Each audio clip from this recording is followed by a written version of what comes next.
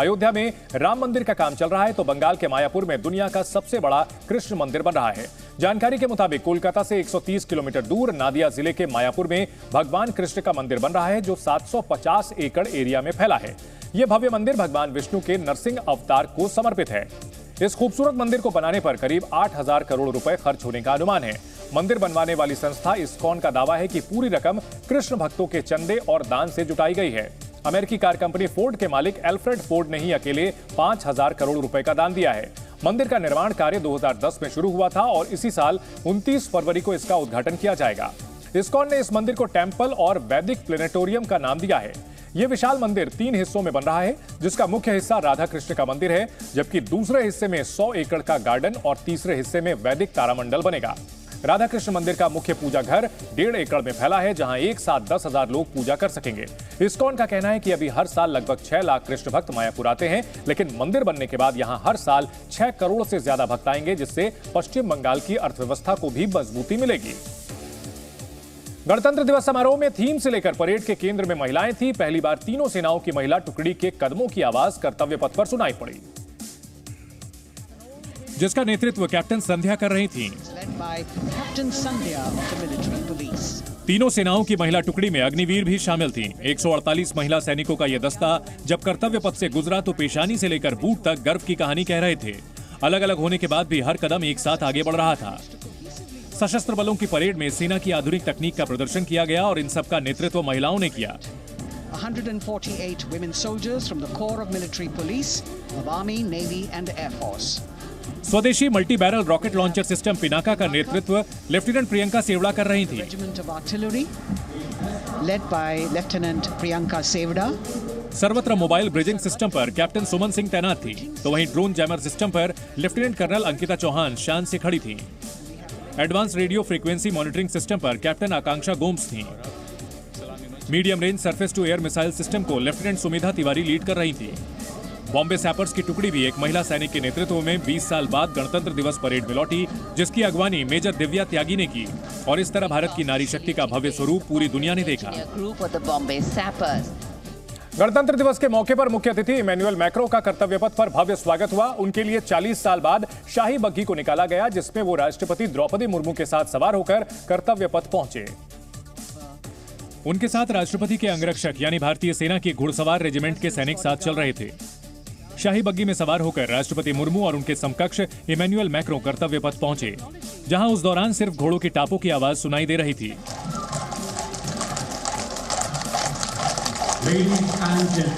लाल मखमली आसन वाली बग्घी को 7 घोड़े खींच रहे थे।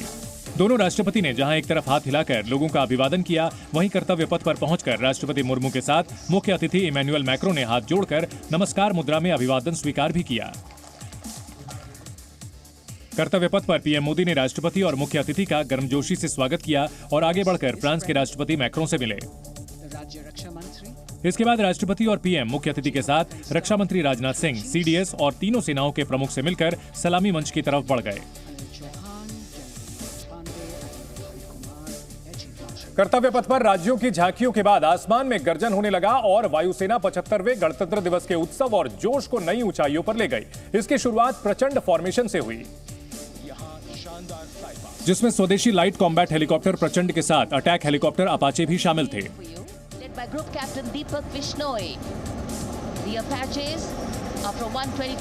इसके बाद तंगेल फॉर्मेशन में हेरिटेज विमान डकोटा 2 डॉर्नियर विमान दिखाई दिए। तो वहीं गणतंत्र के 75वें समारोह में वायुसेना के 6 जगुआर विमानों ने आकाश में अमृत फॉर्मेशन बनाई।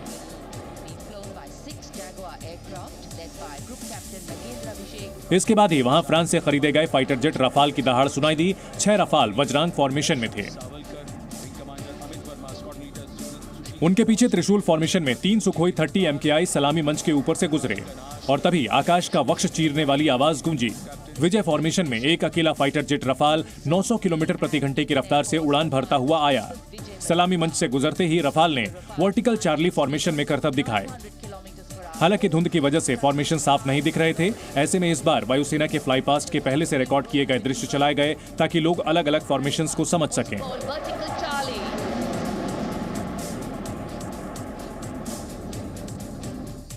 इस बार गणतंत्र दिवस परेड की थीम थी भारत लोकतंत्र की मातृका और इसी थीम के आधार पर सारी झांकियां भी रखी गई थी। यहां तक कि परेड की शुरुआत भी महिलाओं ने ही की। ऐसा पहली बार हुआ जब 100 से ज्यादा महिलाओं ने कर्तव्य पथ पर परेड का शंखनाद किया।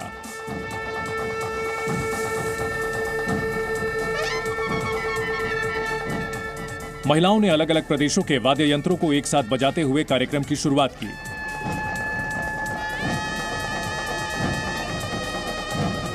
इसके बाद आई सभी झांकियों में कमोबेश महिलाओं को ही देखा गया।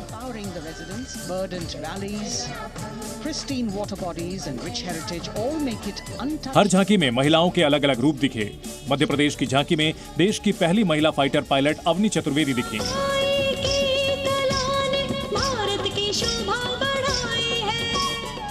तो महाराष्ट्र की झांकी में शिवाजी महाराज को मार्गदर्शन देती राजमाता जिजाऊ को दर्शाया गया।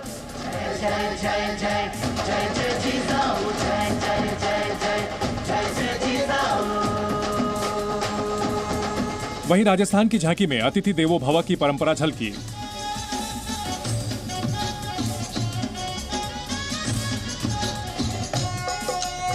तो लद्दाख की झांकी में आइस स्केटिंग कर रही महिला खिलाड़ियों को दिखाया गया।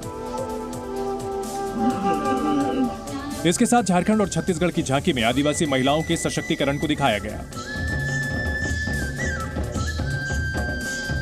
झांकियों के बाद वक्त था 75वें गणतंत्र दिवस के उत्सव का और इस उत्सव की अगुवाई भी नारी शक्ति ने ही की। 1500 कलाकारों ने मिलकर कर्तव्य पथ पर अनेकता में एकता का संदेश दिया।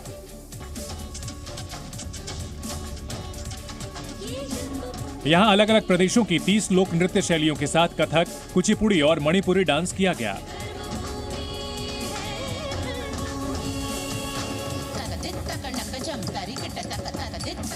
आज ऐसा लग रहा था मानो कुछ मिनटों के लिए पूरे भारत की संस्कृति आंखों के सामने आ गई।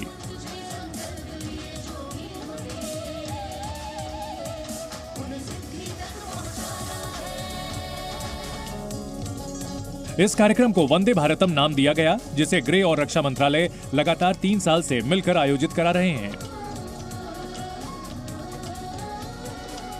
लोकतंत्र के इस महाकुंभ में हर प्रदेश और सभ्यता की संस्कृति दिखी। शास्त्रीय नृत्यों के साथ जनजातीय समूहों में प्रचलित मुखौटा नृत्य भी किया गया।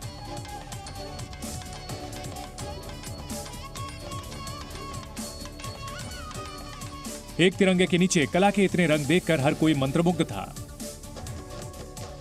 गणतंत्र दिवस पर राष्ट्रपति भवन में एट होम रिसेप्शन का आयोजन किया गया। राष्ट्रपति द्रौपदी मुर्मू ने राष्ट्रपति भवन में एट होम रिसेप्शन दिया, जिसमें फ्रांस के राष्ट्रपति इमैनुअल मैक्रों, प्रधानमंत्री नरेंद्र मोदी और उपराष्ट्रपति जगदीप धनखड़ समेत कई बड़े नेता शामिल हुए। दिल्ली का बजट सत्र 15 फरवरी से 20 फरवरी तक चलेगा। 16 फरवरी को दिल्ली की वित्त मंत्री आतिशी बजट पेश करेंगी। दिल्ली सरकार ने बजट सत्र की फाइल उपराज्यपाल वीके सक्सेना को भेज दी है। उत्तराखंड में समान नागरिक संहिता के लिए बनाई गई ड्राफ्टिंग कमेटी 2 फरवरी को अपनी रिपोर्ट सरकार को सौंप सकती है। ड्राफ्ट कमेटी की रिपोर्ट मिलने के बाद सरकार इस रिपोर्ट को कानून, वित्त और न्याय विभाग के पास भेजेगी। मालदीव के राष्ट्रपति कार्यालय की ओर से एक बयान जारी किया गया है। बयान में मुइज्जू ने भारत की राष्ट्रपति द्रौपदी मुर्मू और प्रधानमंत्री नरेंद्र मोदी को गणतंत्र दिवस की बधाई दी। उन्होंने कहा कि मालदीव और भारत की दोस्ती सदियों पुरानी है। दुनिया के 2 ताकतवर नेताओं की दोस्ती की तस्वीरें गुरुवार को जयपुर से भी आईं, जहां प्रधानमंत्री नरेंद्र मोदी ने फ्रांस के राष्ट्रपति इमैनुअल मैक्रों की अगवानी की। जैसे ही मैक्रों अपनी कार से उतरे, वहां खड़े प्रधानमंत्री मोदी ने उन्हें गले लगा लिया। जयपुर में जंतर मंतर की सैर के बाद दोनों नेताओं की केमिस्ट्री रोड शो में भी दिखी। इसके बाद दोनों नेताओं ने विश्व प्रसिद्ध हवा महल के सामने यादगार तस्वीर भी खिंचवाई। मैक्रों ने अपने मोबाइल से मोदी के साथ सेल्फी भी खींची।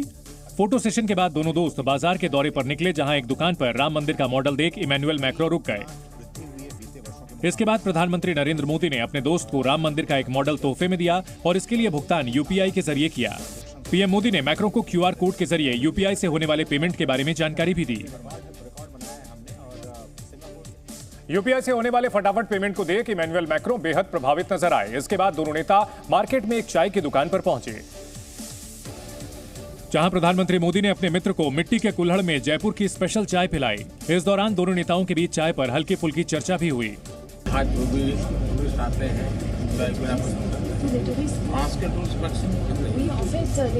फ्रेंच राष्ट्रपति ने जैसे ही कुल्हड़ में चाय की चुस्की ली, वो उसका स्वाद पाकर हैरान रह गए और प्रधानमंत्री मोदी से कुल्हड़ की खासियत पूछ बैठे।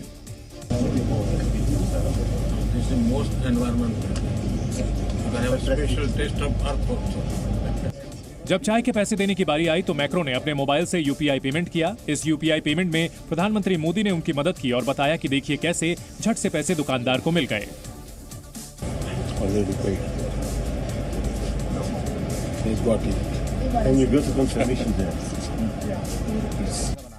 भारत और फ्रांस के बीच यूपीआई पेमेंट के बारे में समझौता भी हुआ है, जिसके तहत एफिल टावर समेत फ्रांस के कई टूरिस्ट स्पॉट पर भारतीय सैलानी यूपीआई के जरिए पेमेंट कर सकते हैं।